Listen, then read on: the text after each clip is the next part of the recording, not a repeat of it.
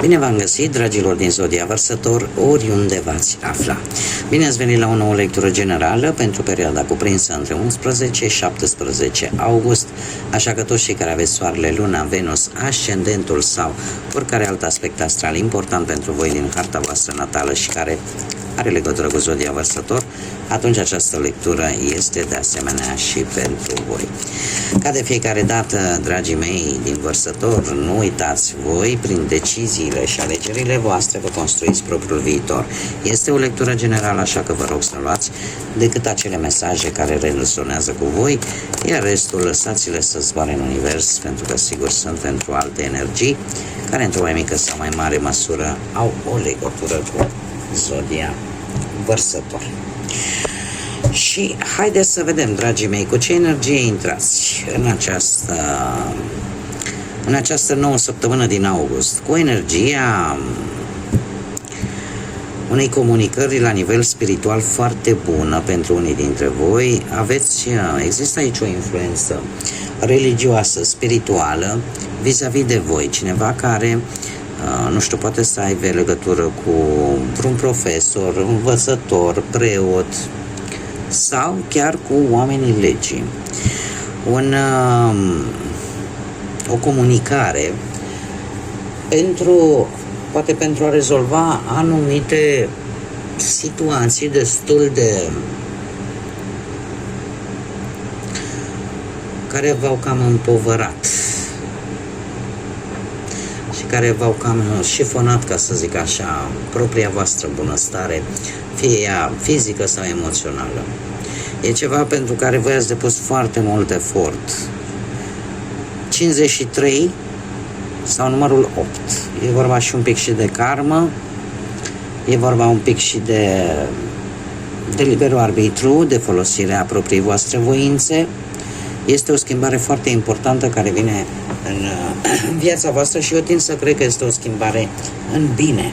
Este o schimbare după foarte multe greutăți, după foarte mult efort.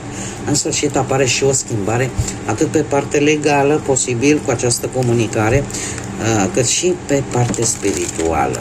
E ca și cum te liniștești pur și simplu cu ceva, cu o anumită situație legală sau spirituală. Hai să vedem ce vine pe plan profesional prima dată. Pe plan profesional, o decizie importantă în care voi nu prea vreți nu prea vreți să vedeți consecințele vis-a-vis de o anumită situație legată de muncă. Și tocmai de aceea începe săptămâna cu un ușor blocaj în așteptarea unui răspuns. În așteptarea unui răspuns care să vă indice, domne, mai trebuie să aduc vreun document, mai trebuie să fac ceva. Acum, dacă toate lucrurile, tot ce trebuia să faceți și a ținut de voi, ați făcut, atunci eu trebuie să vă spun că lucrurile vor merge struna. Și într-adevăr aici poate să fie legat și de partea asta legală, ceva, nu știu, cereri, contracte. Zodii de foc pentru voi, dragilor, care poate să aibă o legătură importantă cu viața voastră profesională, cu partea asta a muncii, dar bec leu săgetător. Eu zice că există posibilitatea de o reușită foarte rapidă pe partea asta a muncii, care să aibă legătură ori cu o călătorie la distanță mare, ori pur și simplu, în sfârșit, vezi și tu rezultate bune săptămâna viitoare vis-a-vis de muncă, de viața ta profesională în general. Da? Ceva se încheie, ceva pentru care te-ai zbătut, pentru care ai muncit, ori că obții o stabilitate, pentru unii în străinătate, pentru alții chiar și în țara unde se află.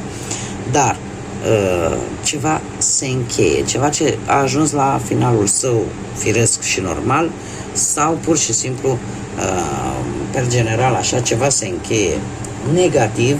Într-adevăr, posibil să apară și sprijinul unei energii de foc în toată această ecuație și care să vă poată ajuta. Orice problemă ați avea voi sau decizie de luat pe partea asta a muncii. Cu banii,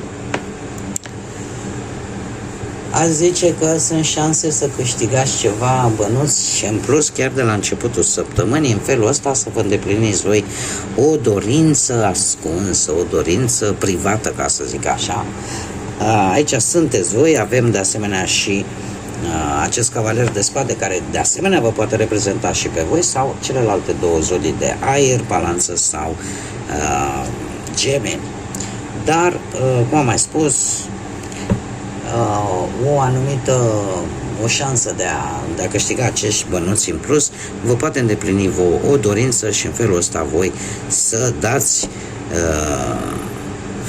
bice cailor, ca să zic așa, pentru a vă îndeplini. E ceva ce voi vă doriți. Da? Și voi veți concretiza ceva la nivel material, că vă veți deschide un local, că veți face propria afacere, că primești niște bani neașteptați, indiferent ce ați vrea în ce ați vrea să investiți, bănuții. În săptămâna viitoare vine acest cavaler de spade, vine și cu un avertisment, și anume, nu o luați pe poteca scurtă, luați-o pas cu pas, faceți toate procedurile necesare, corecte, legale, da? Nu o luați pe scurtătură, că s-ar putea să vă coste mai mult. Mai departe, haideți să vedem pe parte sentimentală. Cu ce vine această nouă săptămână? Cei care sunteți deja într-un cuplu, într-o relație, da? Se pare că lucrurile le-ați făcut împreună și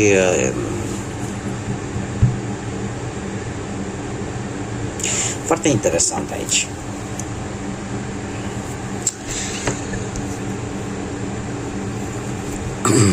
Foarte interesant. De ce spun acest lucru? Pentru că posibil să apară niște conflicte ușoare. De ce? Mai ales pentru cei care știți că aveți ca și energie, persoana voastră are ori soarele, ori ascendentul, poate, într-o zodie de aer, la fel ca și voi, da? Gemeni, balanță sau vărsător. Cert este că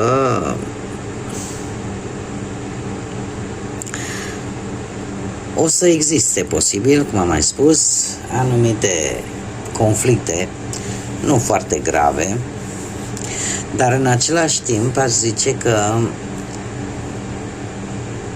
atâta timp cât pentru unii dintre voi această relație e în faza de început, lucrurile sunt ok.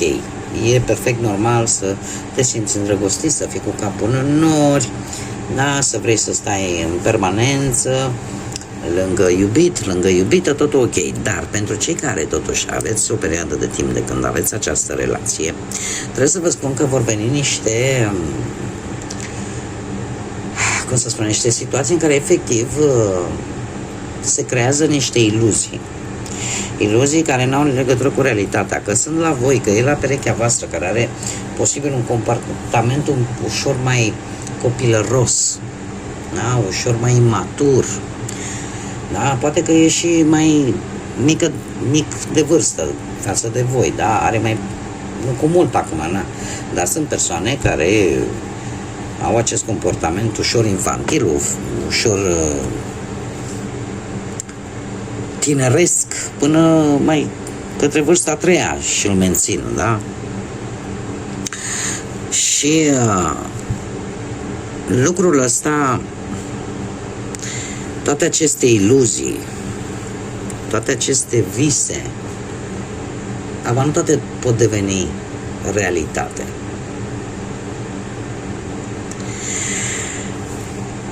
Nu știu dacă unii dintre voi cumva poate nu v-ați învățat lecția. Posibil și acest lucru. Pentru că eu totuși aici, în afară de acești 7 de cupe, care cumva are și o conotație ușor negativă, pentru cei mai ales care încă nu sunteți căsătoriți, logodiți, cu acte în regulă. Aveți grijă încotro o luați. Nu vă faceți iluzii de șapte. Pentru că șaptele de cupe despre asta îmi vorbește. Despre cineva visător, cineva care pune preț pe tot felul de oportunități înșelătoare. Și probabil că ar trebui să fiți mai atenți la ce alegeți în relația voastră, la ce este primordial în relația voastră. Am aici pe cineva care nu prea ține gura. Cineva care îi place să bârfească, îi place să vorbească mult. Încercați să nu aveți încredere din prima în persoanele recent cunoscute. Treiul de monede de asemenea vorbește de faptul că la început totul era ok. Poate că voi erați apreciați, poate că voi la rândul vostru apreciați perechea voastră, totuși e aici cineva, e o scurgere de informații. Aici e o scurgere de informații care nu o să vă facă bine și care la un moment dat, știți cum e, ca un castel de nisip în care totul se prăbușește, pentru că voi încă vă veți face iluzii. Dar lucrurile au mers bine până la un anumit punct. Dar către viitor se strâng niște nori, mare grijă la ce veți alege să faceți în ceea ce privește viața voastră sentimentală. Nu vă îmbătați cu apă rece. Pentru că tocmai acest comportament copilăresc, că e la voi, că e la persoana cealaltă, nu vă ajută cu absolut nimic.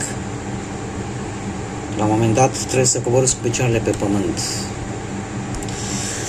Dacă nu vă aflați, cum am mai spus, la începutul unei relații, se verifică cumva și tot acest comportament copilăresc și faptul că lugu, laga, ce frumos este, păpușorul în nori, atunci se verifică, nu pasă nada, nu se întâmplă absolut nimic rău. Dar în cazul în care aveți o relație de ceva vreme, atunci va trebui poate să, asta îmi spun cărțile, să umblați și să gândiți cu mai mare atenție. Cei care sunteți singuri, viața voastră sentimentală se pare că e la o cotitură nouă. De ce? Păi, ce să vă zic eu, sunteți pregătiți, dragilor, voi vreți așa să o luați de la capăt, dar nu cred că ați mai făcut-o de multă vreme, pentru că e posibil să fi rămas singur de ceva timp. Și acum ce a zis? Domne, eu, uite, vreau, gata, nu mă mai interesează, nu mă mai angrenez în nicio relație, pur și simplu îmi trăiesc viața, da, vive la vida loca. Nu e chiar așa. Nu e chiar așa, dragilor, pentru că, totuși, săptămâna viitoare vă veți da seama că este zona voastră de confort, este poate prea importantă. Nu știu de ce, dar cam întreaga săptămână e o săptămână care nu prea vă caracterizează pe voi în general, mai ales pe cei care aveți atât soarele cât și ascendentul în Vărsător. De ce? Voi sunteți o zodie destul de rebelă, destul de revoluționară. Și cumva această săptămână, din câte văd eu aici, este o săptămână în care totuși această ușurință, această rebeliune care vă caracterizează nu prea e atât de accentuată. Acum, revenind la cei singuri, viața voastră sentimentală, dragilor, cum am mai spus, voi vreți, în sinea voastră ziceți, o iau la capăt, nu mă mai leg așa ușor, știți cum e, că nu mai mă leg la cap ca să nu mai mă doară. Dar totuși există ceva ce vă este foarte greu să lăsați în urmă, confortul vostru, obișnuința voastră și o anumită durere. Este, într-adevăr, o persoană lângă voi, nu este foarte departe de voi, dar totuși treiul ăsta de spade mi spune că nu e o persoană care să prezinte încredere. E posibil ca această persoană să te decepționeze în foarte scurt timp. Așa că probabil decizia ta pe care ai luat-o, domne, îmi trăiesc la vida loca și nu mă mai leg la cap, ar fi bine dacă ați putea să o puneți și în practică. Ceea ce cred eu că veți reuși.